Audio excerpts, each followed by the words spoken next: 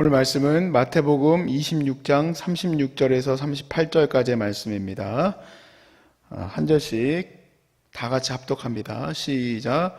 이에 예수께서 제자들과 함께 겟세마네라 하는 곳에 이르러 제자들에게 이르시되 내가 저기 가서 기도할 동안에 너희는 여기 앉아 있으라 하시고 베드로와 세베대의 두 아들을 데리고 가실새 고민하고 슬퍼하사 이에 말씀하시되 내 마음이 매우 고민하여 죽게 되었으니 너희는 여기 머물라 나와 함께 깨어 있으라 하시고 아멘.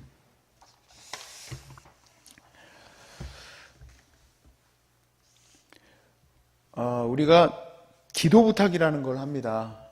어려운 일이 있거나 또 힘겨운 일이 있거나 고민이 되는 일이 있을 때 기도 부탁을 하죠.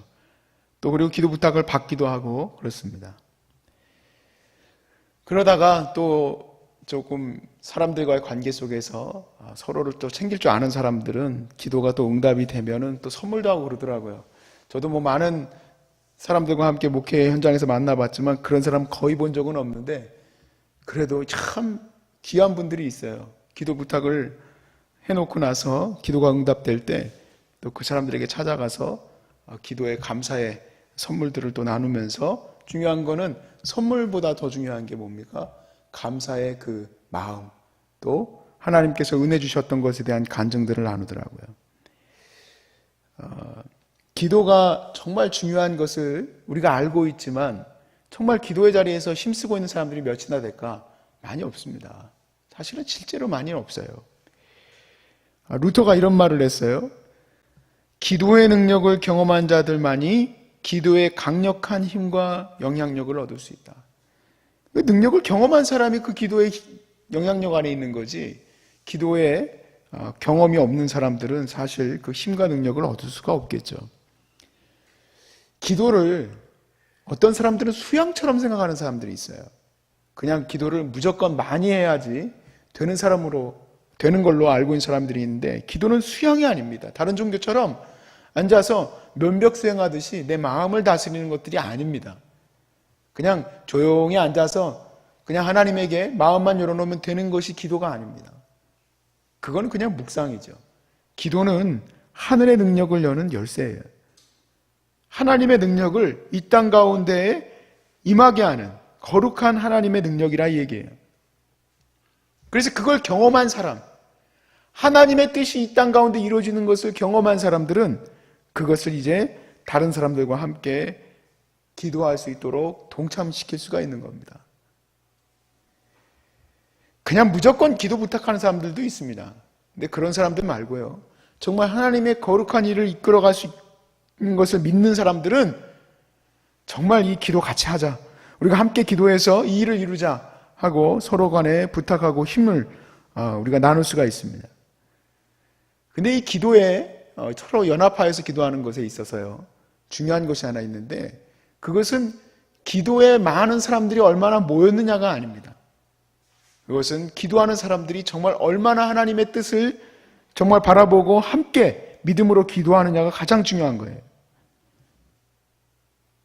그래서 그 사람들이 믿음으로 기도할 때에 하나님이 그 모든 것을 이끌어 가신 것을 바라보면서 결국 하나님의 능력, 하나님의 권능이구나 하고 그들이 깨닫게 되는 것이죠. 예수님께서 이제 십자가를 지시기 전에 겟세마네에 오르셔서 기도하셨어요.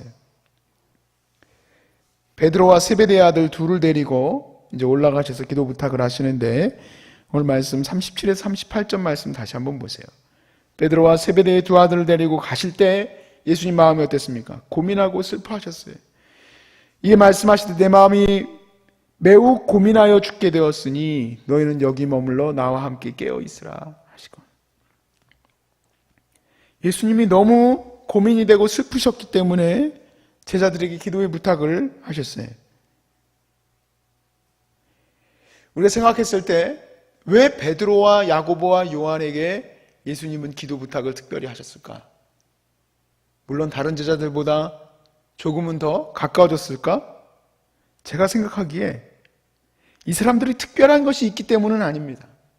이 사람들이 더 다른 제자들보다 기도를 잘하기 때문도 아니에요. 오늘 본문에 보면 베드로와 야고보와 요한이 잡니다. 더 열심히 잘 기도하는 사람들도 아니고 부족한 사람들이에요. 그러나 기도의 부탁을 하고 기도를 함께 나눌 사람들은 이렇게 부족하고 연약할지라도 함께 동참하는 것만으로도 하나님의 권능에 하나님의 능력의 역사에 동참하는 그러한 은혜를 누리게 되는 것이다. 우리가 볼 수 있습니다. 그러니까 다만 그 자리에서 기도하고 있는 게 얼마나 중요한가 하는 것을 깨닫게 되는 거예요. 이 소중한 사람들 사역을 위해서요. 지난 2017년도에 처음 제가 왔을 때 기도를 시작했어요. 기도밖에 없다. 물론 저 혼자 기도할 수 있죠. 그렇지만 우리 소중한 사람들 함께 중보기도로 모여서 목요일마다 열심히 기도를 시작했습니다. 그랬더니 놀랍게도 많은 분들이 거의 빠지지 않고 매 시간마다 1년을 넘게 함께 기도를 해줬어요. 결국에는 이렇게 우리가 건축하고 함께 이렇게 예배할 수 있는, 또 그리고 함께 환우들을 돌볼 수 있는 장소를 마련하게 된 것은 그 1년간의 기도에 동참했던 사람들은 알지만 하나님의 능력으로 이렇게 이루어졌어요. 그런데 중요한 게 이겁니다. 기도에 동참하지 않았던 사람들은 그냥 와서 이런 생각을 할 거예요. 아유, 참 귀한 일을 하는구나. 어떤 일이 이루어졌을까? 여기서 어떤 역사가 일어났을까? 전혀 모릅니다. 기도에 동참한다는 것은 하나님의 일에 우리가 마치 함께 동역하는 것처럼 거기에 들어오게 되는 것이에요. 얼마나 귀합니까? 사도 바울이 성도들에게 기도 부탁을 합니다. 에베소서 6장 19절 말씀에 또 나를 위하여 구할 것은 내게 말씀을 주사 나로 입을 열어 복음의 비밀을 담대히 알리게 하옵소서 할 것이니라.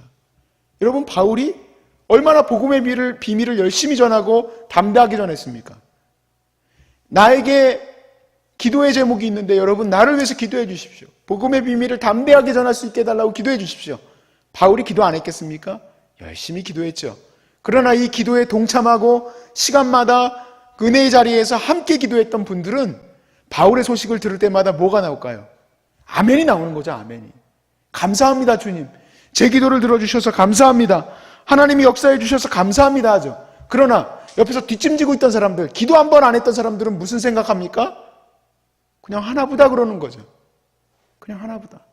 열심히 하나님 능력 받아서 하나보다. 그런데 그 바울을 위해서 열심히 함께 기도했던 사람들은 그런 놀라운 역사가 일어날 때마다 야, 어떻게 헤롯 앞에서도 그렇게 열심히 복음을 전할 수가 있지? 아니 어떻게 가이사 앞에서도 복음을 전할 수가 있지? 하나님의 능력 가운데 같이 기도했던 사람들은 그것을 알아요. 하나님이 이루신 것을. 여러분, 기도 부탁을 왜 합니까? 기도 부탁은요, 내 고민 들어달라고 기도 부탁하는 게 아니에요.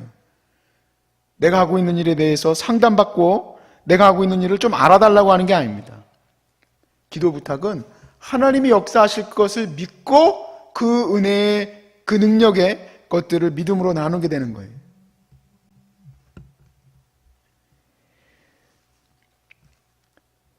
제가 서두에서 말씀드렸듯이 예수님께서 기도하실 때 특별히 예수님의 기도에 이 제자들을 초청하시고 그들과 함께 기도하실 때 예수님이 기도가 부족하기 때문에 그들을 불렀겠습니까?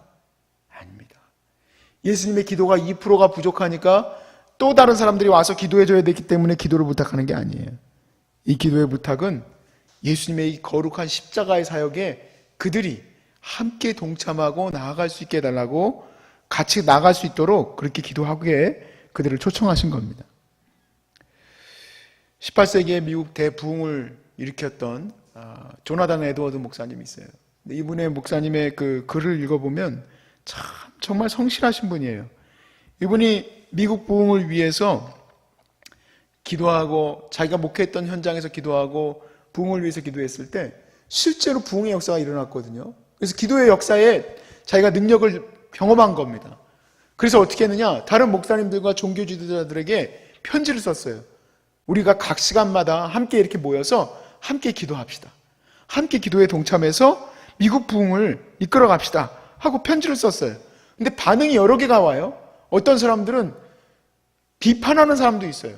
뭐 기도를 갖다 뭐 그렇게 뭐 똑같은 시간에 뭐 같이 하자고 하느냐 하고 비판하는 사람도 생기고, 어떤 사람들은 무시하는 사람들도 생기고, 어떤 사람들은 기도에 같이 동참하는 사람들도 생겼어요. 근데 결과적으로 어떤 일이 벌어졌냐면 실제 미국의 부흥의 역사가 일어났습니다. 대부흥의 역사가 일어나서 역사의 유래에 정말 아름답게 기록된 이 미국 대부흥 역사가 일어났는데, 그때 사람들의 반응은 또 다를 겁니다. 기도에 함께 동참했던 사람들은 와, 하나님이 정말 기도에 응답하셨구나 하고 더 믿음이 상승할 것이지만, 뒷짐지고 있던 사람, 비판했던 사람들은 부흥이 왜 일어났는지도 모르고 부흥에 대해서 생각하지도 못할 거예요. 조나단 에드워드 목사님이 이렇게 얘기해요. 동참하게 함, 이것이 모든 중보자들의 심령에 있었던 요소였다. 결국 중보기도를 부탁하고 중보기도 함께 해주십시오, 우리가 함께 목요일마다 기도합시다, 우리가 함께 이 시간에 함께 모여서 기도합시다 했을 때 그 사람들이 모여서 기도하게 되는 거? 그렇구나, 성령님이 동참하게 하셔야 되는구나. 여기 청평의 산에 목요일날 그것도 7시까지 올라와서 함께 기도한다? 아마 제가 생각했을 땐 그렇게 쉬운 얘기는 아닌 것 같아요. 근데 이 사람들이 여기에 와서 함께 기도하기로 작정하고 우리의 그 명단에 있던 환우들을 위해서 기도하는 것, 어떻게 이게 이루어집니까? 저는 성령의 역사임을 믿습니다. 성령이 동참하게 하신 거예요. 그러면 동참하게 하신 이유가 뭐냐? 동참하게 하신 이유는 하나님이 역사하시고 일하실 것인데, 일하시는 것을 너희가 경험하라는 거죠. 저는 여기 왜 있는가? 내가 무슨 은사가 많고 능력이 많아서 여기서 환우들을 위해서 기도하고 열심히 이것을 사명 감당하는 거 아닙니다. 제가 깨닫게 된 것은 뭐냐? 예수님의 부탁이에요. 소자들이, 부족한 환우들이 아파하고 너무너무 괴로워하는데, 고난 속에서 슬퍼하는데 그들이 내게 부탁하는 거예요. 그들이 바로 예수님이기 때문에 제게 부탁해요. 내가 죽게 되었사오니, 내가 너무 고난스럽고 슬프니 나를 위해서 깨어서 기도해달라. 내가 때로는 부족해서 잠들 때도 있고, 때로는 일이 많아서 기도의 시간을 잘라먹고 나가서 기도해 못할 때도 있겠지만, 제가 이 자리에서 하나님이 조석으로 예배하게 하시고 조석으로 하나님 앞에서 기도할 수 있게 해주신 이 기도의 사명, 감사할 것은 하나님이 그 역사를 이루시는 것에 동참하라고 나를 초대해 주신 거예요. 여러분을 그렇게 초대해 주신 거예요. 우리가 그 하나님의 거룩한 역사, 이 마지막 때에 환우들과 어렵고 힘겨운 자들을 하나님이 어떻게 회복시키시는지 우리에게 보여주시는 거예요. 그러니 여러분, 이 시간이 얼마나 복되고 아름다운 시간입니까? 베드로와 요한과 야고보가 예수님과 함께 겟세마네 동산에 올라 기도했었던 그 기도의 현장만큼이나 복되고 아름다운 자리, 그러니 어찌 사랑하지 않을 수가 있겠습니까? 우리 환우들이 10명이 넘는 사람들이 우리 기도의 제목에 있습니다.